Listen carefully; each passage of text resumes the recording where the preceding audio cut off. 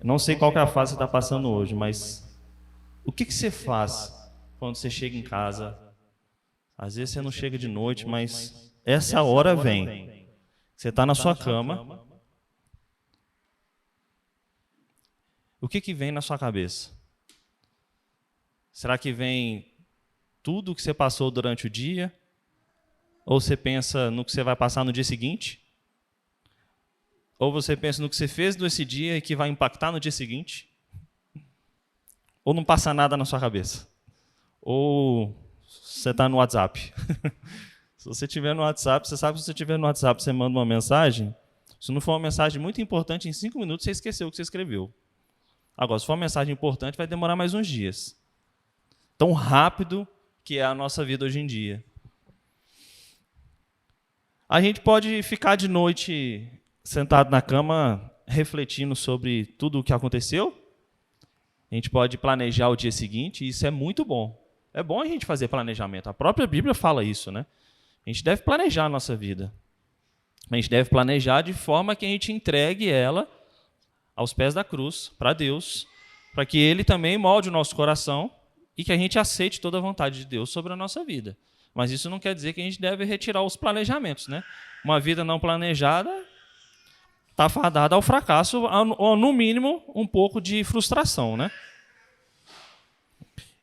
E o estudo de hoje ele vai falar um pouco disso, mas não a respeito de reflexões, mas a respeito de ações. E essa deve ser a nossa vida cotidiana com Cristo, uma vida de ação. Então, a gente foi chamado, certo? Isso a gente chama de vocação, vocação eficaz, que a gente pode dizer. O que é uma vocação? Cristo nos chamou, e esse chamado é irresistível, certo? Mas Ele não chamou simplesmente para a gente ficar de noite sentado no travesseiro, pensando, refletindo na vida, né? Jesus te chamou para alguma coisa, não foi?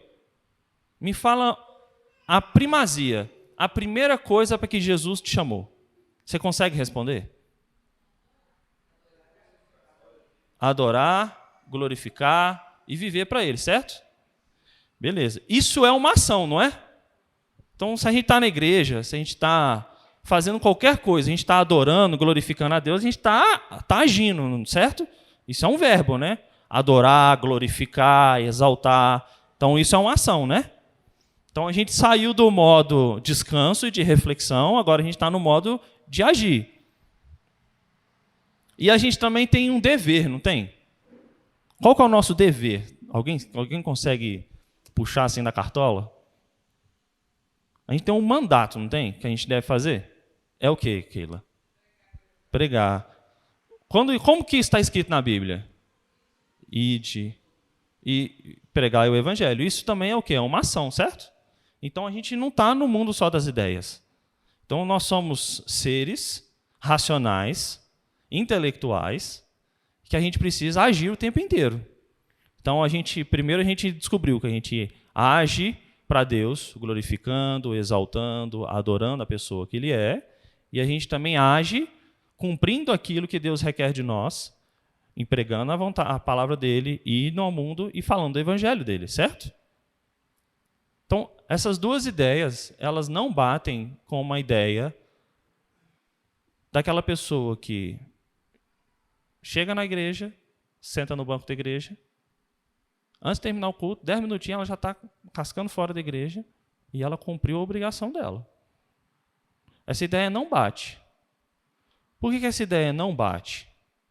Porque se a gente precisa agir, a gente precisa trabalhar, a gente precisa glorificar, a gente precisa exaltar, a gente tem que fazer alguma coisa, a gente não pode ser passivo totalmente na relação, certo? A gente precisa fazer alguma coisa. Alguma coisa a gente precisa fazer.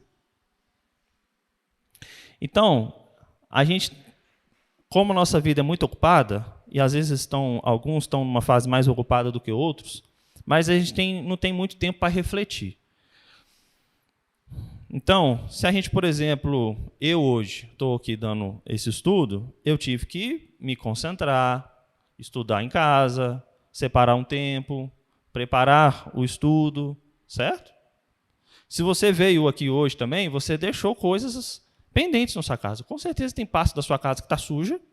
Com certeza deve ter uma louça em cima da sua pia. Se não tiver nenhuma, meus parabéns. Você está super planejada e organizada. Com certeza você tem almoço para fazer, certo? Mas se a gente não parar e pensar que a nossa vida e a importância máxima da nossa vida é viver para Cristo, a gente vai ficar igual quando Jesus foi visitar quem? Jesus foi visitar quem? Marta e Maria. O que uma delas ficaram fazendo o tempo inteiro? Trabalhando o tempo inteiro. Jesus estava ali na frente delas, elas estavam o tempo inteiro. Vou lavar uma louça, vou passar um paninho aqui, vou arrumar minha cama, vou fazer isso daqui. E Deus lá na presença deles. Então a gente precisa, às vezes, dar um passo para trás e refletir um pouco como que está a nossa vida pessoal mesmo. Os nossos afazeres, a nossa vida cotidiana, para, de fato, saber se a gente precisa ajustar alguma coisa e colocar no eixo. E a gente precisa fazer isso o tempo inteiro, todos os dias. Então, o objetivo da aula de hoje é esse: encontrar a glória e a beleza de Cristo nos acontecimentos da nossa vida cotidiana. Encontrar a glória e a beleza de Cristo no nosso dia a dia, nos nossos afazeres. Como que a gente consegue fazer isso? Paulo abordou isso lá em Gálatas, tá? O texto está aqui, ó. Diz assim, Gálatas 2:20. Logo, já não sou eu quem vive, mas Cristo vive em mim. E esse viver que agora tenho na carne, vivo pela fé no Filho de Deus, que me amou e a si mesmo se entregou por mim. Esse texto é interessante, porque aqui não diz que Cristo vive sozinho em Paulo, porque aqui Paulo está falando dele, né? É uma experiência pessoal de Paulo, mas que reflete para nós. Aqui não está falando que Cristo vive sozinho em Paulo. E agora, como se Paulo fosse uma marionete e Cristo está ali completamente dominando ele e vai fazer, acabou. A marionete é feita de madeira, ela não tem aspiração, ela não tem vontade, não tem nada. Não, veja. Cristo vive em Paulo, mas Paulo continua tendo o quê? Carne, certo? O Paulo continua sendo Paulo. Ele continua tendo a alma, o espírito dele, o corpo dele, os pecados dele, as lutas e as dificuldades dele, mas Cristo se faz presente em Paulo. Então, o que Paulo quer dizer aqui, que enquanto Cristo vive nele, ele vive na carne dele. E isso é uma dualidade de um lado positivo e no lado negativo. Positivo é que ele sabe que Cristo é muito maior do que a carne. Negativo é que ele sabe que ele ainda vai permanecer na carne até Cristo voltar. Então, o que Paulo quer dizer aqui com esse texto de Gálatas é que, depois da conversão, não quer dizer que Paulo não tivesse que fazer absolutamente mais nada. Não, agora eu vou parar a minha vida, que existem algumas seitas que são assim. Eu me converti, eu acreditei no Deus tal, agora eu vou largar tudo o que eu vou fazer. Eu não posso jogar bola mais, eu não posso visitar meus parentes mais, eu não posso comer determinados alimentos mais, eu vou largar tudo. Não, não é isso. Paulo está dizendo aqui que ele continua na carne. Mas agora ele é purificado, ele é santificado, porque Cristo está presente nele. E Cristo se faz presente nele. Então ele deve continuar fazendo todas as coisas que ele fazia, desde que ele passe a agradar a Deus. E a vida dele molde para agradar a Deus. Tem um escritor, que ele tem um livro muito bom, chama Alguma Coisa da Felicidade. Não sei se é A Procura da Felicidade. Não, isso é um livro, isso é um filme. Esqueci o nome. Chama William Hendricks. Ele tem um livro que é sensacional, que fala sobre o Apocalipse. Ele diz assim, ó, Paulo não está defendendo uma doutrina em que a personalidade do crente se funde com a personalidade de Cristo. De tal modo que somente a personalidade de Cristo existe. Ou seja, Paulo desapareceu. Se aceitou Jesus, acabou Paulo. Existe só Jesus ali. Às vezes a gente até, e aí ele fala, às vezes até desejamos que fosse assim, às vezes seria até melhor. Mas Paulo ainda é Paulo, e é Paulo vivendo na carne. Então a gente precisa ver esse aspecto com um olhar espiritual. E para isso a gente vai usar o texto que a gente leu no início, Salmo 111. Se você puder, você abre sua Bíblia aí. Salmo 111 é um salmo aqui de Davi, que ele na verdade ele é um hino, tá? Ele no original, aqui no hebraico, ele é um hino e ele é um acróstico. A cada meio versículo tem uma letra do alfabeto hebraico. Então isso era muito comum na época. As poesias, os hinos hebraicos, eles têm uma linguagem totalmente diferente da nossa, um ritmo diferente do nosso. E o Salmo 111 é exatamente isso. Ele é um hino de louvor, feito de forma de um acróstico, e ele fala a respeito dessas obras magníficas de Deus. E esse salmo ele é exatamente um antídoto para o que a gente está falando. Vamos ler alguém lê para mim o primeiro versículo aqui que está escrito. Aleluia, de todo coração, renderei graças ao Senhor na companhia dos justos e na assembleia. Grave isso daí. Na companhia dos justos e da assembleia. Calvino fez uma observação a respeito desse salmo. Ele fala o seguinte: esse salmo tem duas partes. A primeira parte diz respeito ao sentimento pessoal e de coração, da própria pessoa, da pessoa quem lê, e também do salmista que escreveu. E a segunda parte diz respeito da glória de Deus e da relação dessa pessoa com Deus. E a gente vai ver exatamente isso. Um movimento que tem surgido aí, e está sempre forte, né, principalmente em determinadas regiões do mundo, que é o pentecostalismo. O versículo 1 diz que essa pessoa está rendendo graças ao Senhor, certo? E ela está sozinha? Ela está onde? E na Assembleia. Então aqui, trazendo para o nosso contexto, essa pessoa está na igreja, certo? Ou ela está na casa de um irmão, certo? Fazendo um culto lá, rendendo a Deus, louvando louvores a Deus, mas ela não está sozinha. Essa pessoa aqui que fala a respeito das obras magníficas de Deus, ela não está fazendo isso sozinha, ela está fazendo isso como um corpo, certo? Em conjunto. E esse movimento mais pentecostal, eles têm uma outra pegada, que eles batem muito na tecla da fé, e a fé é algo realmente pessoal. A fé é a relação nossa, de cada um aqui com Deus. Cada um tem a sua fé, cada um tem um grau, podemos dizer, de fé, e esse grau de fé, ele pode ser ele pode oscilar na nossa caminhada cristã, e a gente deve usar os meios para que ele sempre esteja fortalecido para isso. Mas eles batem nessa tecla da vida pessoal da fé, mas eles acabam trazendo tudo para o particular. Então você já deve ter ouvido a pessoa falar assim: é eu e Jesus, a minha vida com Jesus, é eu com Jesus. A igreja tem problemas, liderança da igreja tem problema, pastor tem problema, então é minha vida com Jesus. Então ela chega na igreja, entra dentro da igreja, canta louvores, chora, ri, cai, rola, bate o pé, faz não sei o quê, e aí ela sai da igreja. Foi para a casa dela. Ela foi para a casa dela, ela não conversou com ninguém, ela não sabe da vida de ninguém, ela não se preocupou com a vida de ninguém. Isso não tem nenhum tipo de relacionamento.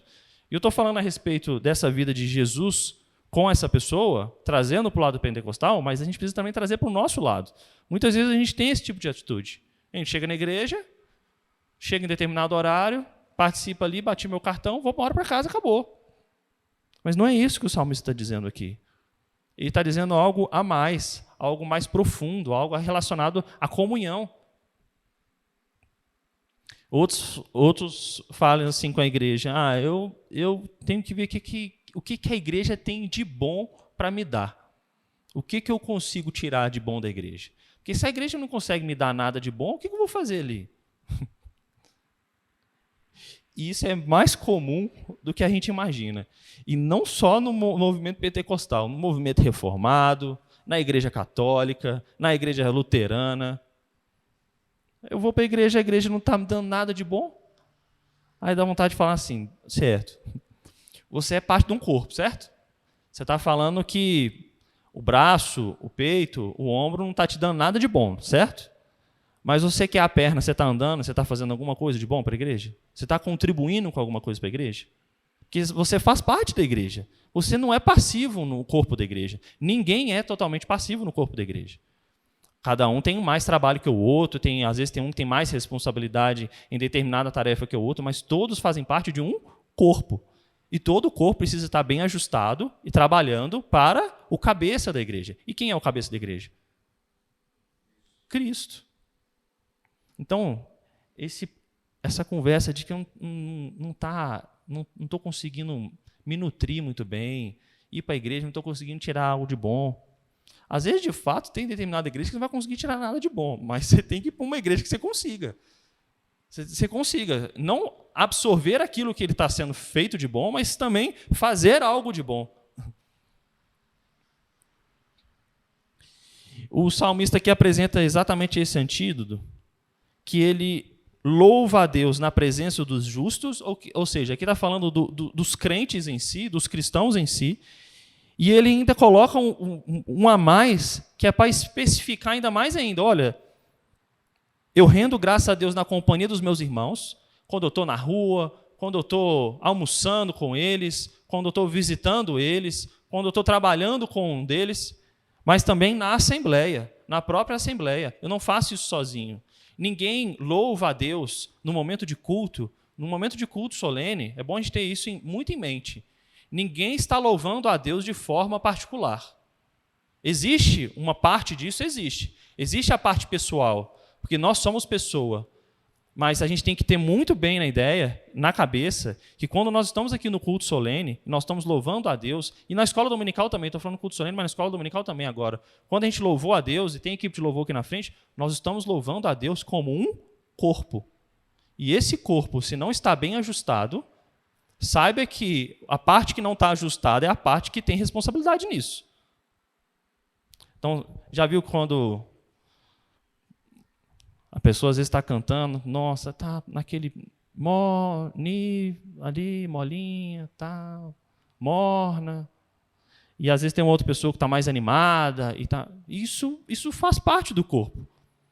Mas o que deveria ser se um está mais morno, o outro está ali com mais vontade, no início da música tudo bem, mas até o final do louvor, essa harmonia deveria estar um pouquinho mais ajustada, porque é para isso que serve o corpo da igreja. No final do cântico, todos deveriam estar cantando com a mesma vontade, com a mesma disposição, com a mesma alegria, porque é isso. Certamente, se você cantar do lado de uma pessoa, estou usando o louvor aqui porque é o que o salmista traz a título de exemplo, mas certamente se você cantar ao lado de uma pessoa, que ela estiver bem baixinha, bem desanimada, você também vai dar uma titubeada. Isso faz parte do nosso pecado. Mas a gente tem que fazer esse exercício justamente para chamar essa outra pessoa para o outro lado. Porque nós, como corpo, estamos fazendo isso para o cabeça, e o cabeça é Cristo. Alguém tem alguma consideração, dúvida?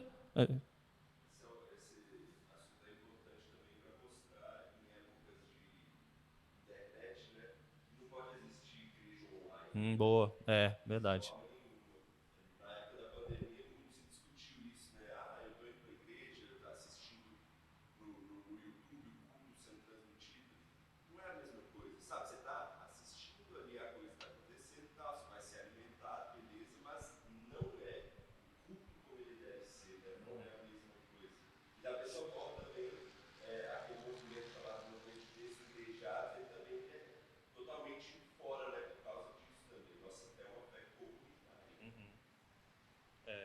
Exatamente. E muitos extrapolam isso aí, essa questão principalmente a que teve na pandemia, né, até para a Santa Ceia, né?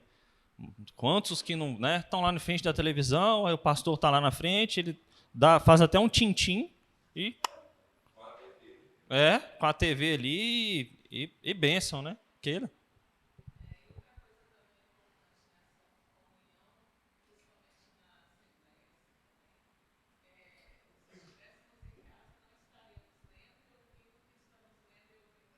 Uhum.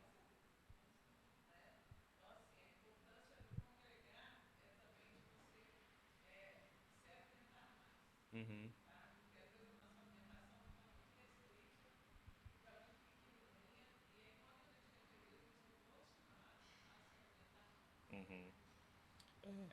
E quando a gente está lá no sofá da nossa casa, né? Principalmente teve na pandemia, a gente não teve jeito, né? Era tudo novo, né? É muito confortável, porque você está no seu sofazinho ali. Vou falar experiência pessoal, tá? Não estou falando nem daqui da igreja. Estou no meu sofazinho, confortável. Ligo ali 40 minutos, 1 hora. Terminou, eu continuo no meu sofazinho, confortável, só mudar de canal. Pega aqui, ó, uma bebidinha, uma comidinha. Esse é meu domingo. E não é isso, não é isso. A gente tem que, às vezes, apontar para aquilo que a Bíblia nos mostra e aquilo que a Bíblia nos dá como esperança do futuro. Quando Cristo também voltar, não vai ser assim. Não vai ser assim. Você não vai estar dentro da sua casinha fechada, louvando ali simplesmente no seu particular, não. Vai ser a reunião dos santos, todos juntos. Sabe aquela pessoa que você menos gosta no seu trabalho? Aquela pessoa que você, quando você estudou com ela, que você teve um contato com ela, que aquela pessoa não desce na sua garganta? Sabe aquele familiar que pisou no seu calo e ele fez de propósito? E você nunca mais esqueceu e ele não está nem aí para você? Saiba que se essa pessoa for um crente, um salvo em Cristo Jesus, você vai andar de mãozinha dada com essa pessoa por toda a eternidade. Você já parou para pensar nisso? Você vai ficar de mãozinha dada com ela ali, ó, na presença de Jesus, só que não vai ter nenhum embaraço mais. Então a gente precisa entender que a gente tem que ficar como corpo cada vez mais unido e ajustado. E se esse corpo não estiver ajustado, a gente tem que procurar ajustar. A gente tem que procurar ajustar. Então, o que o salmista viu aqui é exatamente isso. É que se a presença dele não estivesse ali na Assembleia, é como se o louvor da Assembleia fosse incompleto. E eu acho que esse deve ser o nosso sentimento também. Quando a gente não pode ir para a igreja em determinada situação, saúde, viagem, enfim, a gente tem os nossos compromissos, às vezes, que fogem um pouco. A gente tem que ter na cabeça de que está incompleto. Porque você faz parte desse corpo, esse nosso corpo local aqui, você faz parte dele. Em 1 Coríntios 12, diz a respeito do corpo da igreja, e ele fala exatamente a respeito dessas partes. Paulo, quando estava escrevendo ao Coríntios, ele fala a respeito dessa anatomia, para que as pessoas de Corinto pudessem entender de que se a gente não tem uma unha no nosso dedo, o nosso dedo ele fica mole. Ela tem uma certa função para isso.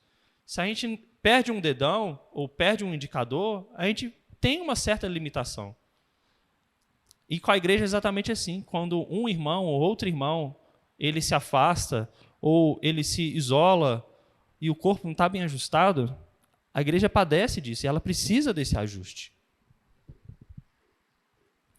E aí ele faz até uma relação ali a respeito de um pouco dos nossos 5 sentidos, né?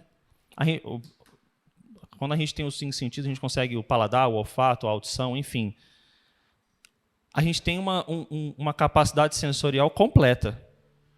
Imagina uma pessoa que não tem esses 5 sentidos, ela tem uma certa deficiência e ela tem uma visão limitada daquele tipo de sentido. Mas o corpo é tão impressionante, que essas pessoas, por exemplo, que têm uma limitação visual, ou de olfato, ou de audição, elas desenvolvem potencial para outros tipos de sensibilidade que a gente não tem. Parece até um pouco de graça comum derramada sobre os homens, sabe? Deus falou assim, olha, eu criei vocês desse modo tão perfeito, e surgem essas dificuldades, né, e esses problemas, mas eu vou dar um jeito aqui dessas dificuldades também serem supridas de certa forma. E essas pessoas desenvolvem habilidades que nós, como temos aqui uns 5 sentidos perfeitos, a gente não tem. Então, a gente deve viver como companheiros aqui nessa terra, como antecipação daquilo que nós seremos no futuro. Então, de novo, quando Jesus voltar, saiba que você não vai estar no seu sofá, assistindo o culto, louvando sozinho, ali no seu conforto, dormindo a hora que você quer, fazendo tudo a hora que você quer, bebendo a hora que você quer, comendo a hora que você quer. Sabe por que não?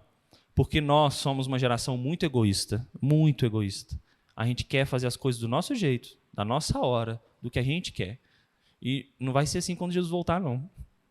Quando Jesus voltar, vai ser uma relação tão grande da vontade de Deus na nossa vida e despertar a vontade dele cada vez mais em nós, que a gente vai fazer tudo naturalmente, vivendo para ele, sem egoísmo, sem doença, sem nenhuma picuinha, sem nada disso. Vai ser o corpo perfeitamente ajustado. Por isso, não se preocupe se você estiver pensando em quem que você vai dar a mão lá, você vai dar um abraço. Não, naquela pessoa, eu não vou abraçar lá. Assim, vai, meu irmão, vai. Pode ter certeza que você vai abraçar. E eu creio ainda que você vai abraçar, você ainda vai lembrar daquelas coisas, quem sabe você vai dar até uma risada, viu? Porque Deus é tão bom, tão bom, tão bom, que Ele vai transformar mais uma vez algo ruim, tenebroso, em uma bênção, que é o que Ele sempre faz em tudo. No versículo 2, o salmista diz assim, alguém lê para mim, Salmo 111, verso 2.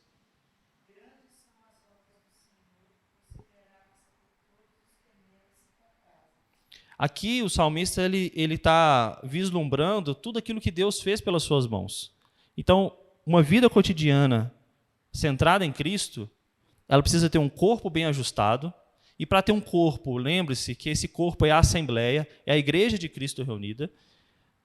E a gente também precisa, nos mínimos detalhes, vislumbrar a obra de Deus que Ele fez para nós. Então, Paulo escreve lá em Colossenses 1, 16 e 17. Alguém abre lá para nós. Colossenses capítulo 1, no verso 16 e 17.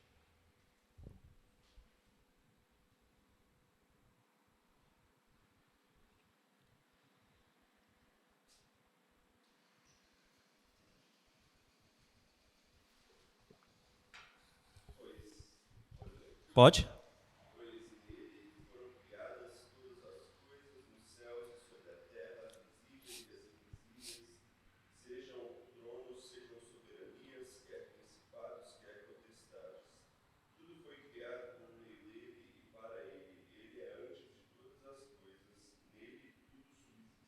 Esse texto é muito bom e esse texto é uma relação direta com a criação em Gênesis. Aí está mais claro e mais detalhadamente falando da pessoa de Cristo, onde lá no princípio em Gênesis é falado a respeito do verbo, da ação. E é interessante que nesse texto a gente vê, e ainda fazendo um paralelo com Gênesis, que Deus criou Adão e Eva, certo? E Deus viu que era o quê? Ruim, né? Não, Deus viu que era o quê? Era bom, não era? Mas, e o que poderia ter sido feito ali? Essa pergunta com certeza você já se fez, né?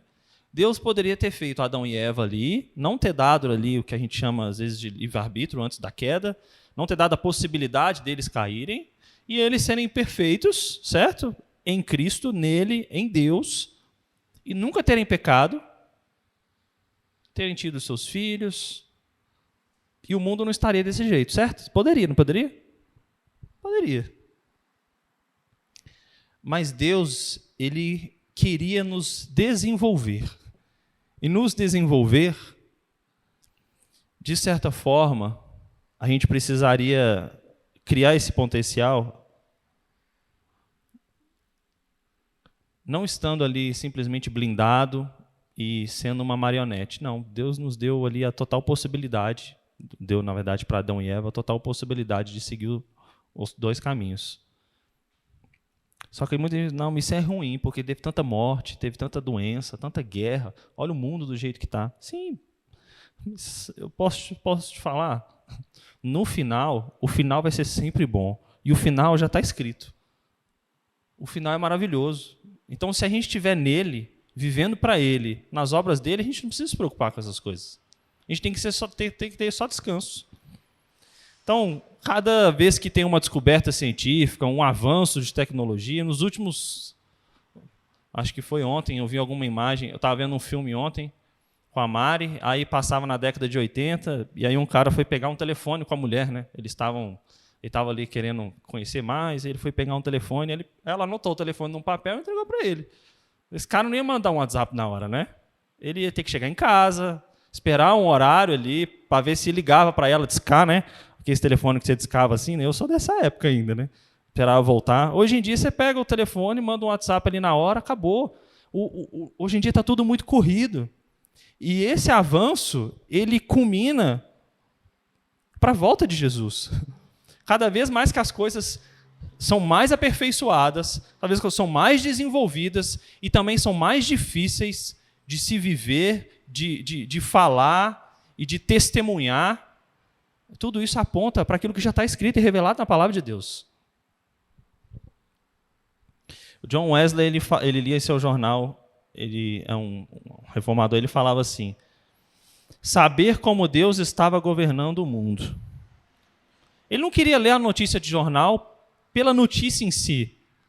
Ele lia a notícia do jornal para saber como que Deus está vendo tudo isso de fora. Porque só ele consegue ter essa visão de fora.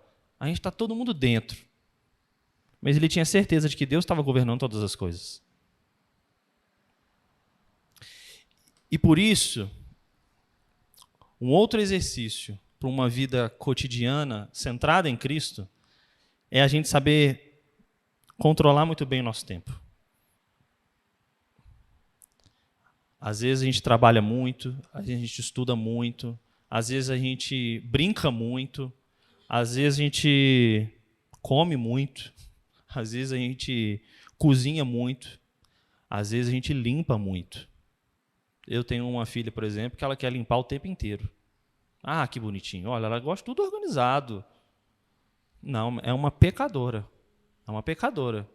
Porque se ela está deitada em determinada cama e a coberta não estiver espichada, pontinha com pontinha com pontinha, ela não dorme. Você tem que pegar a coberta, tirar a coberta, você vai dormir sem coberta. Não pode parecer bonitinho no início, mas é pecadora. Porque esse tipo de situação simples na nossa vida, às vezes toma uma proporção gigantesca, aquilo passa a te incomodar. Aquilo está dobrado assim, fulano de tal fez uma comida assim, assim, assada, nossa, não dá. O outro age de tal forma, e a gente começa a colocar nas nossas coisas e reme o nosso tempo de forma muito ruim. A gente perde o foco da nossa vida. E eu já perdi o foco da vida várias vezes, e provavelmente você também. A gente precisa várias vezes fazer esse exercício de voltar. Efésios 5,14 fala um pouco a respeito disso. Quem achar, lê para mim. Efésios capítulo 5, no verso 14.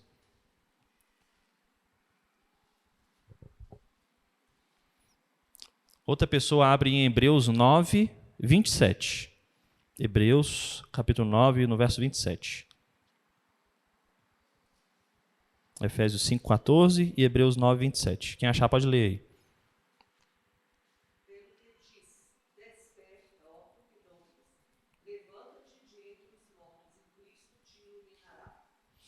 Você tem que sair um pouco, às vezes, da inércia, porque, às vezes, o seu problema não pode ser trabalho demais, estudo demais, foco demais. Às vezes, o nosso problema é lentidão demais, é passividade demais. Hebreus 9, 27.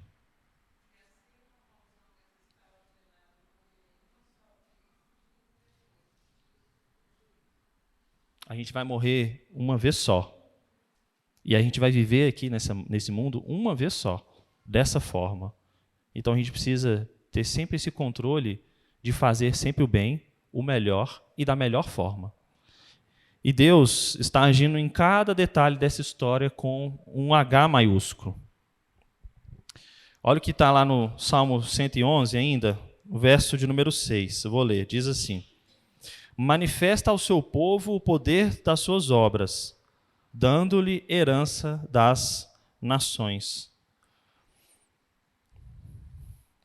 Quando a gente pensa em herança das nações, manifestação do poder das suas obras, aí às vezes a gente vai lembrar de tsunami, terremoto, guerra. Vamos pensar o que está acontecendo na Ucrânia agora. A gente acostuma com as coisas ruins, né? Você pensa todo dia na guerra que está acontecendo na Ucrânia? Eu não penso mais. No início era, nossa, que situação difícil. Pessoas morrendo, todo mundo evadindo do país, aquela matança danada. A gente acostuma com esse horror, com essa notícia ruim. E aquilo vira só mais uma notícia de jornal. Mas assim como John Wesley disse, a gente tem que ver como Deus está coordenando o mundo. A gente tem que ter uma visão de fora, buscar ter uma visão de fora. E Cristo, ele está ativo hoje. Alguém lê em João 14, 2 e 3. No Evangelho de João, no capítulo 14, no verso 2 e verso 3. E alguém lê Romanos 8, 34. Romanos 8, 34. A gente já está chegando quase ao fim aqui do estudo. João 14, no verso 2 e 3.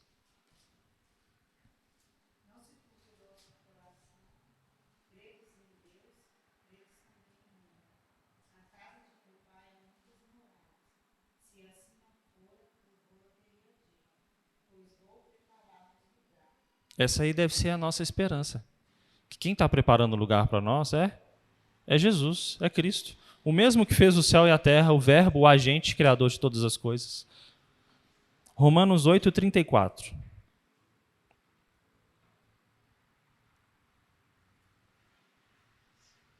Quem achar aí pode ler.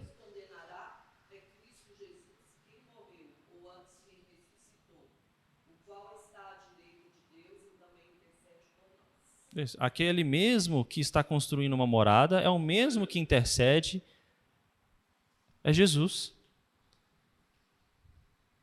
E o nosso papel hoje, assim como a gente falou no início da aula, é glorificar esse Jesus criador, esse Jesus arquiteto que está fazendo uma casa para nós, mas é também falar para as outras pessoas a respeito de quem é esse Jesus.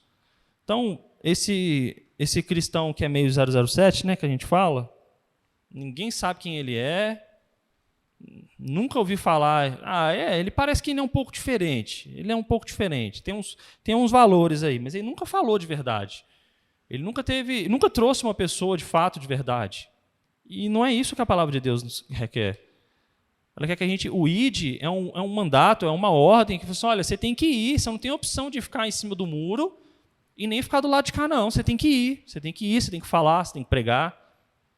E você tem que ir, não no sentido de obrigação, você tem que ter essa vontade de fato de fazer isso.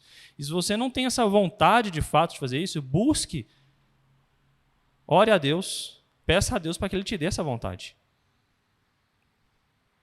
Uma vida centrada em Cristo inclui uma consciência de juízo de Deus sobre o pecado. Provavelmente já deve ter conversado com as pessoas que falam, Deus é amor, né? E é só amor.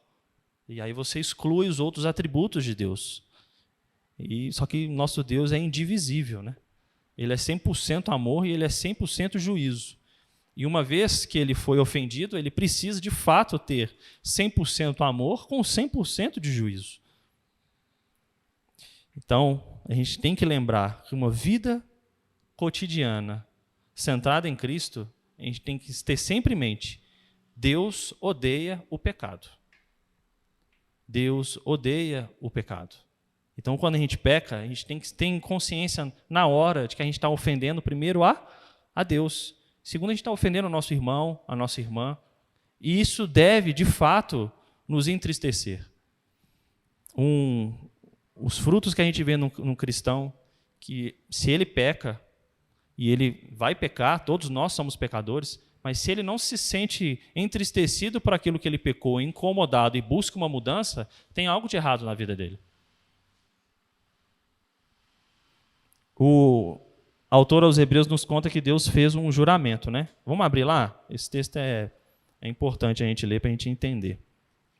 Hebreus capítulo 6.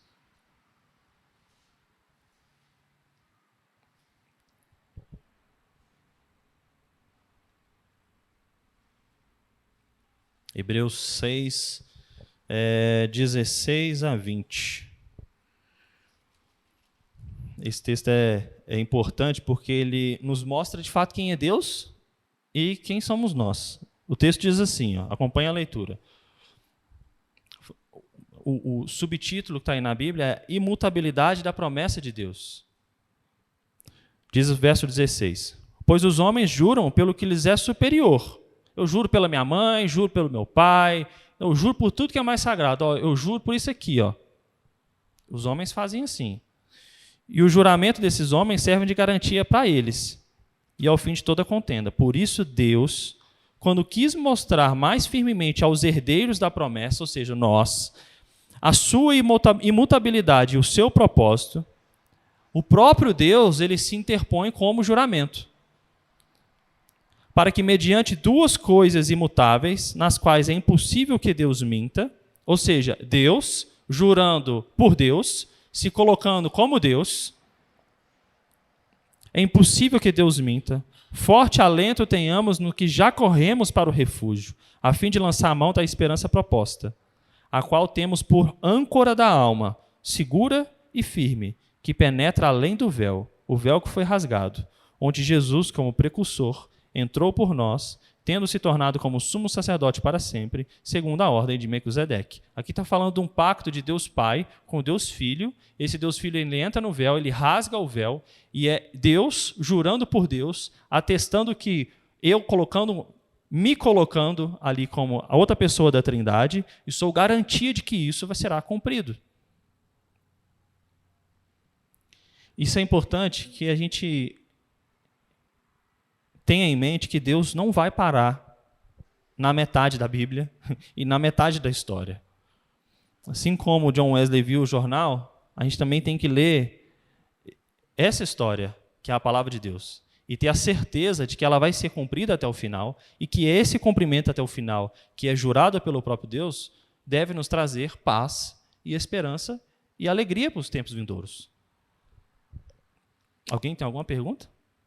Consideração? Comentário? Nada? Ninguém? Então, o cuidado de Deus com o seu povo, ele pode ser certo e confiável, porque ele é declarado pelo próprio Deus. E esse equilíbrio que a gente precisa ter, de colocar na balança, de que quando a gente faz um juramento, já viu aquelas histórias, você não jura por Deus não, hein? Não jura por Deus não, que é pecado. Você já deve ter ouvido isso, né? Lá em casa a gente apanhava quando falava isso. Porque você jura pelo pai, pela mãe, pelo irmão, mas quando você jurar por Deus, aí não dá.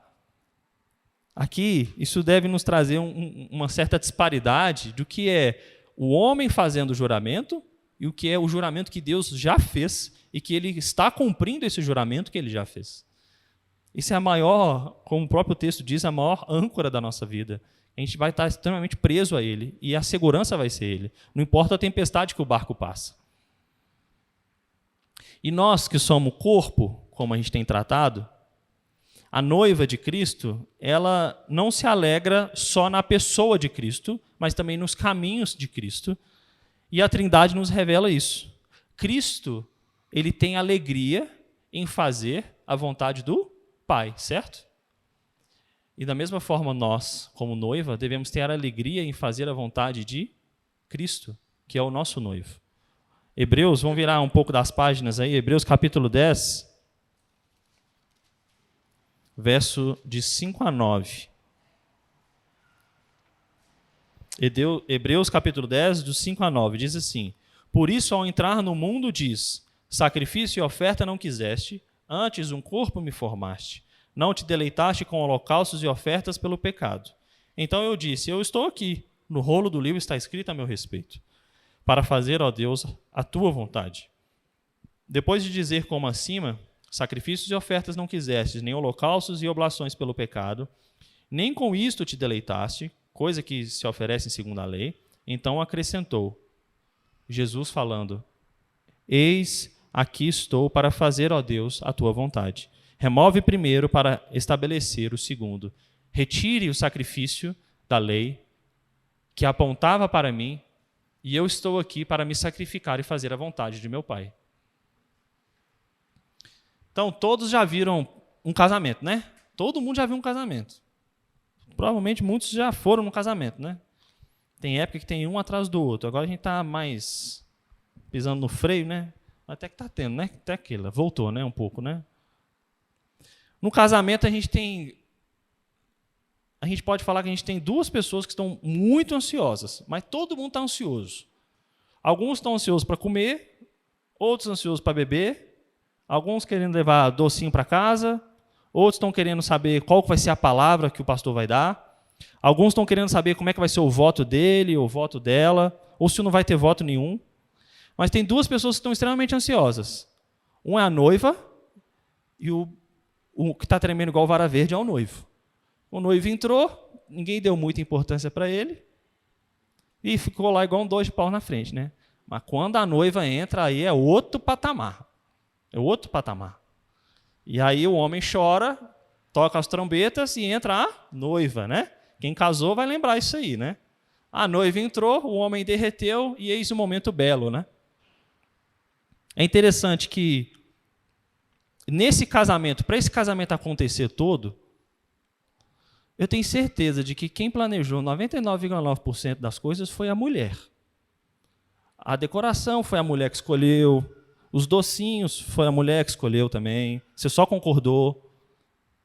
O vestido foi ela que escolheu, você nem sabia do vestido. O terno, ela te falou o limite máximo que você poderia gastar, e ela já falou a cor que ela não queria. A mulher que mandou no final das contas. O casamento foi arquitetado por ela, né? Mas isso é só uma brincadeira, uma ilustração, para a gente entender que o nosso casamento com Cristo, ele foi planejado, e ele é arquitetado, e ele é feito todo pela mão do próprio Cristo. É o noivo que faz esse casamento. A decoração, a casa onde vai morar, a vestimenta que a gente vai colocar, o que a gente vai comer, a música que será tocada, o ambiente que está sendo feito, tudo está sendo feito pelas mãos de Cristo. Então tem muitos casamentos que dão errado, né, Keila? Dá uma zebra lá, às vezes não é nem com a decoração, mas tem um detalhe ou outro que o casamento ficou a desejar. Mas esse casamento da noiva com Cristo, ele é o melhor casamento de todos. E a gente tem que entender o que é a noiva. A noiva, ela é uma pessoa, certo? E nós representamos essa uma pessoa. Por isso que a nossa vida cotidiana com Cristo, a gente tem que ter em mente que nós somos um corpo. E se a gente não ter sempre em mente que nós somos uma noiva, a gente vai ver o irmão como uma pessoa à parte da sua vida, e isso não é verdade. Todo irmão da tua igreja, principalmente a sua igreja local, mas as outras também, mas principalmente da sua igreja local, eles fazem parte de um corpo, e esse corpo ele precisa estar bem ajustado. Se esse corpo não estiver bem ajustado, essa noiva ela não vai estar preparada para entrar, para dar as mãos e para fazer esse casamento com Jesus. Então a gente precisa sempre ter esse exercício pessoal de cada um, de ajustar e de viver com uma noiva, aguardando a entrada do noivo. Porque a entrada aqui também, quem vai entrar é o noivo, não é a noiva. E a entrada dele vai ser triunfal. E às vezes você acha que o casamento está marcado para daqui a um tempo que você não vai estar nem aqui. Eu não sei não, viu? Eu não sei não. Esse casamento, o bom dele é que não tem hora marcada. Aí como não tem hora marcada, você não vai nem se preparar para comer os docinhos, os salgadinhos. O noivo vai entrar de uma vez, vai te pegar pela mão e vai te levar para o melhor lugar de todos. Amém? Alguém tem algum comentário, dúvida, consideração?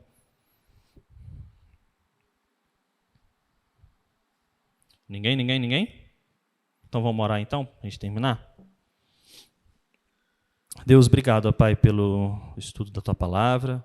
Obrigado pelo que o salmista, ó Pai, nos revelou aqui como vivermos uma vida diária com Cristo, como um corpo, ó Pai, de uma noiva aguardando o retorno do seu noivo, ó Pai. Obrigado porque sabemos que o Senhor sempre nos ampara, o Senhor nos sustenta e a nossa esperança está em Ti, ó Deus. Nossa esperança está no Senhor e a nossa alegria também está no Senhor. Que o Senhor possa cada vez mais nos dar santificação, ó Deus, que a gente possa morrer cada vez mais para a carne e para o pecado, viver para Cristo, ó Deus, ansiando a Tua volta, ó Deus. Em nome dele que oramos. Amém.